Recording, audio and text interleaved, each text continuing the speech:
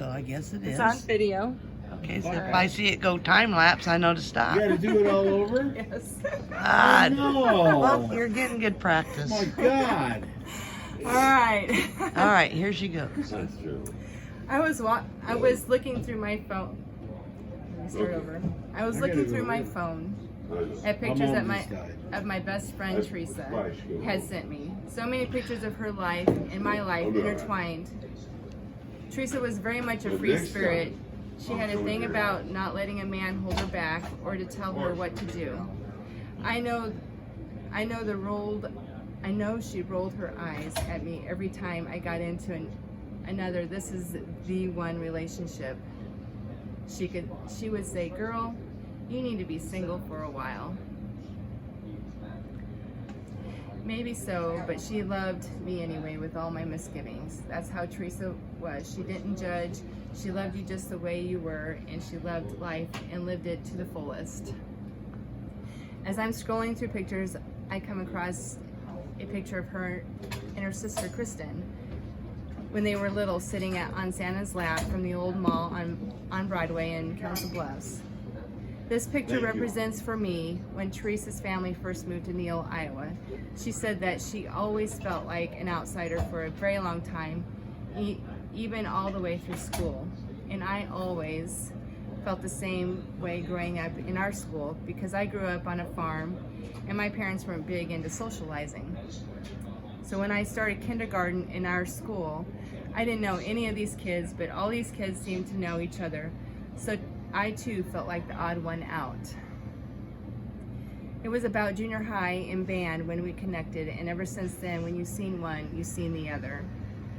As I keep scrolling, I come across a picture of her guarding at the Neal pool. She was a great swimmer.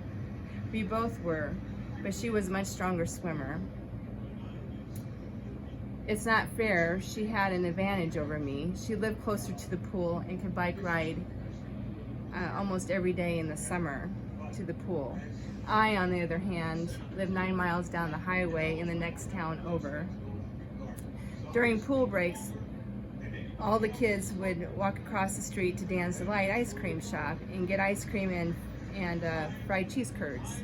Teresa and I would always share the cheese curds, and I remember there was a few times, a lot of times, she would threaten one of the boys that she'd kick him out of the pool for acting stupid around her at Dan's Delight. That's the thing with Teresa. You give her any kind of authority, she tried to take that outside of her preordained position. Always the brute. There are more high school pictures of us in band, sleepovers, and cruising Broadway and Council Bluffs, and then our senior picture together. We were always asked if we were sisters. Well, here's proof. Matching hair, mine with more blonde streaks.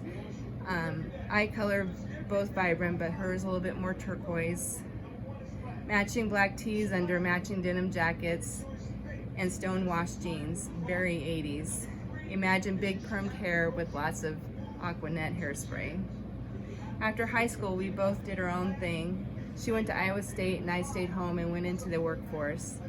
We kept in touch. Sometimes I would visit her and she would come home for break and we'd hang out together. I got married and she moved to Savannah, Georgia to finish her master's in graphic design. The pictures stopped, but just for a little while because we have this unspoken sisterly bond. We are soul sisters. Distance may separate us and we may go long periods of time without talking to each other, but you're the first one to call when you see an amazing vacation for a girls' trip or when your mom, our mom, had breast cancer. Years go by and my kids are older and I am finally able to visit Teresa in Savannah. The pictures pick up again. There are pictures of us and her friends who eventually become my friends, pictures of us hanging out at friends' pools, on Tybee Island eating oysters and shrimp, pictures of us celebrating life. She still was very much the free bird, still single, self-employed, working from home, smoking a pack a day, and coming and going as she pleased.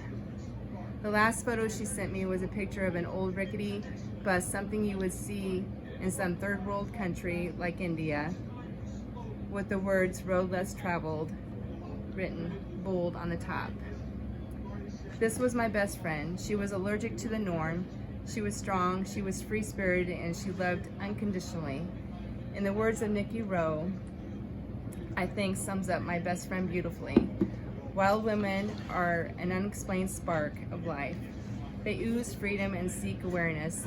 They belong to no one but themselves, yet give a piece of who they are to everyone they meet. If you have met one, hold on to her. She'll allow you into her chaos, but she'll also show you her magic. Thank you. Very good. Got it that